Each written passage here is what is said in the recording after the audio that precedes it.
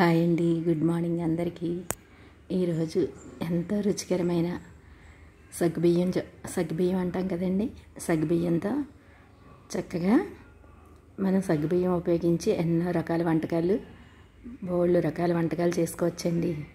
అందులో భాగంగా నేను ఈరోజు చక్కగా సగ్గుబియ్యంతో అలాగే బంగాళదుంప, ఉడకబెట్టిన బంగాళదుంప, అలాగే వేపిన వేరుశనగ పొడితో చక్కగా మీకు వడలు అలాగే కట్లెట్స్ అంటాం కదండి, వాటిని కూడా మీకు తయారు చేయడం చూపిస్తాను. ముందుగా మనం వీటికి కావాల్సిన పదార్థాలు ఏమిటంటే సగ్గుబియ్యం 2 కప్పులు. చక్కగా మనం ఇలాగా ఒక 6 గంటల ముందు నానబెట్టుకుంటే ఇలాగా మెత్తగా అయిపోతాయండి. అలాగే ఉడికించిన బంగాళదుంపలు 3 పచ్చిమిర్చిని చీలికల్లా చేసుకుని ఉంచుకోవాలి. అలాగే మనం వేరుశనగకాయ గుళ్ళని చక్కగా వేపుకుని రెడీగా పెట్టుకోవాలి. అల్లం కూడా సన్న ముక్కలు కట్ చేసుకుని తయారు చేసి ఉంచుకోవాలి. ఈ విధంగా తయారైన పదార్థాలతో నేను చక్కగా ఏ విధంగా తయారు చేయొచ్చో మీకు చూపిస్తాను. మొదట మనం 6 గంటల ముందు నానబెట్టుకున్నానని చెప్పాను కదండి, దానిని చక్కగా మనం మొదట వేరుశనగకాయ గుళ్ళు చక్కగా డ్రై రోస్ట్ చేసుకుని పొడి చేసుకుని ఇలా గిన్నెలో వేసుకోవాలి.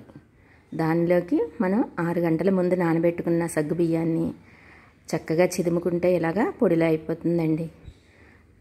మనం బియ్యపు పిండి ఎలా అయిపోతుందో అలా అయిపోతుంది. అలాగా ఈ పొడిని దీనిలో చేర్చుకుని చక్కగా కలుపుతూ అలా కొద్ది కొద్దిగా యాడ్ చేసుకుంటూ ఉండాలి.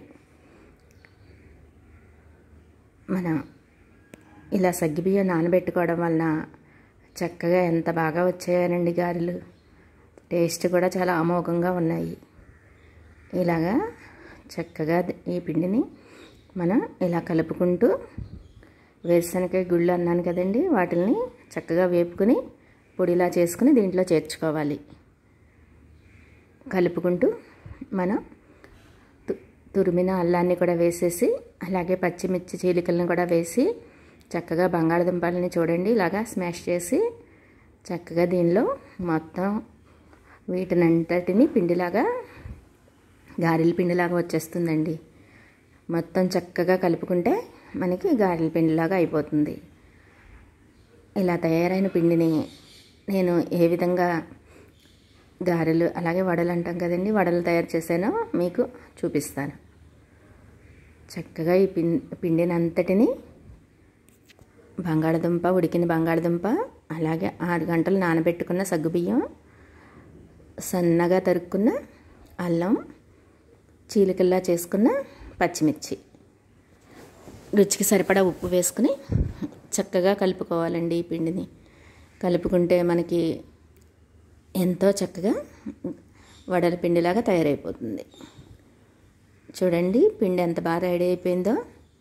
ఇలా చక్కగా మనం వడలు వేసుకోవడానికి కొంచెం పెద్ద బాల్స్, అలాగే కట్లెట్స్ చేసుకోవడానికి చిన్న బాల్స్ తయారు చేసుకుని ఇదిగోండి ఈ విధంగా మనం పాలిథిన్ కవర్ మీద చక్కగా ఇలాగా ఒత్తుకుంటే మనకి నూనెలో వేసుకోవడానికి రెడీ అయిపోతాయి.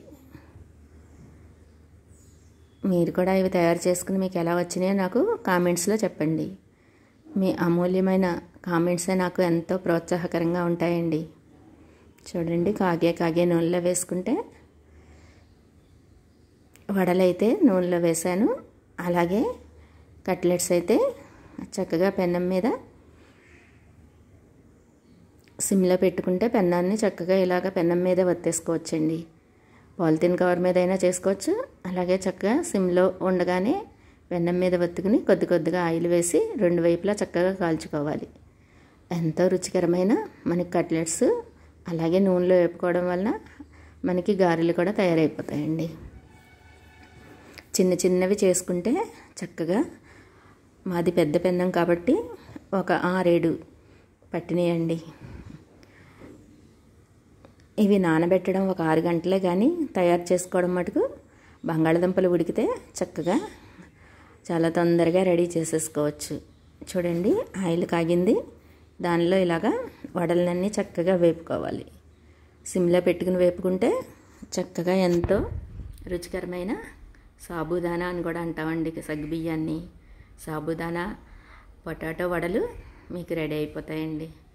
చెప్పాను కదా, ముందుగా నానబెట్టుకున్న సగ్గుబియ్యం, అలాగే ఉడకబెట్టిన బంగాళదుంప, మనం వేరుశనగ గుళ్ళని చక్కగా డ్రై రోస్ట్ చేసి పొడిని చేర్చుకుని దానిలో మనం అల్లం పచ్చిమిర్చి చేర్చుకుంటే చక్కగా రెడీ అయిపోతాయండి వడలు. వడలు ఎంత బాగా వచ్చినాయో మీరు కూడా తయారు చేసుకుని మీకు ఎలా వచ్చినాయో నాకు కామెంట్స్లో చెప్పండి. చూడండి ఎంత బాగున్నాయో ఈ వడలు. చక్కగా ఇలాగ అన్నీ మనం వేపుకుని అల్లం చట్నీ కానీ అలాగే కట్లెట్స్ని సాస్లో కానీ తింటే చాలా బాగుంటుందండి. టమాటా సాస్ కూడా మన ఇంట్లో ప్రిపేర్ చేసుకోవడం నేను ఎలాగో మీకు ఒకసారి చూపిస్తాను, నెక్స్ట్ వీడియోలో చూపిస్తాను. చూడండి, కొద్దిగా ఆయిల్ వేసి చక్కగా రెండు వైపులా కాల్చుకుంటే మనకి కట్లెట్స్ కూడా రెడీ అయిపోతాయండి. ఒకవైపు ఇలా వడలు తయారైపోతాయి, అలాగే పెన్నం మీద మనకి కట్లెట్స్ కూడా రెడీ అయిపోతాయి.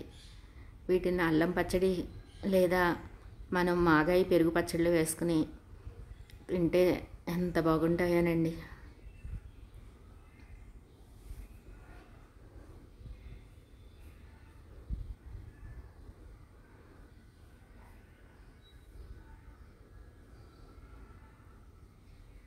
ఆయిల్ డీప్ ఫ్రై చేసుకోకపోతే చక్కగా మొత్తం అన్నీ ఇలాగా కట్లెట్స్ కానీ చేసేసుకోండి.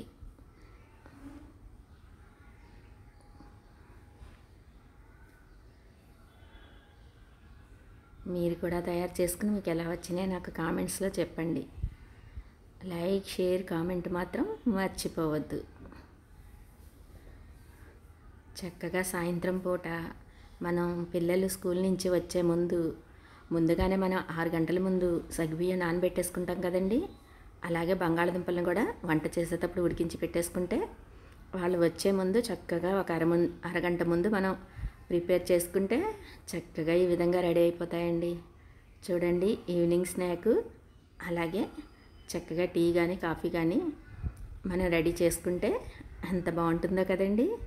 వీటిని పిల్లలైనా పెద్దలైనా ఎంతో ఇష్టంగా తింటారండి. మీరు కూడా చక్కగా పిల్లలు వచ్చే ముందు ఈ విధంగా తయారు చేసి పెట్టండి, ఎంత బాగా తింటారో.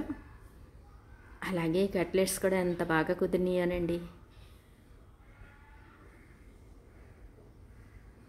బొబ్బట్లు అంటాం కదండి. మా అబ్బాయి వచ్చి అమ్మ బొబ్బట్లా అని అడిగాడు. కాదమ్మా కట్లెట్స్ అని చెప్పి సేమ్ బొబ్బట్లాగే ఉందండి. బొబ్బట్లు కూడా ఇలాగే నేను ఇదివరకు రోజుల్లో చక్కగా చిన్నవి చేసేదాన్ని. మీరు కూడా అలాగా ఈవినింగ్ స్నాక్కి చక్కగా ఈ సాబుదానా వడలు అలాగే సాబుదానా కట్లెట్, సగ్గుబియ్యం వడలు, సగ్గుబియ్యం కట్లెట్స్ చేసుకుని మీకు ఎలా కుదిరినాయో నాకు కామెంట్స్లో చెప్తారని భావిస్తున్నాను. లైక్, షేర్, కామెంట్ మాత్రం మర్చిపోవద్దు. Thank you.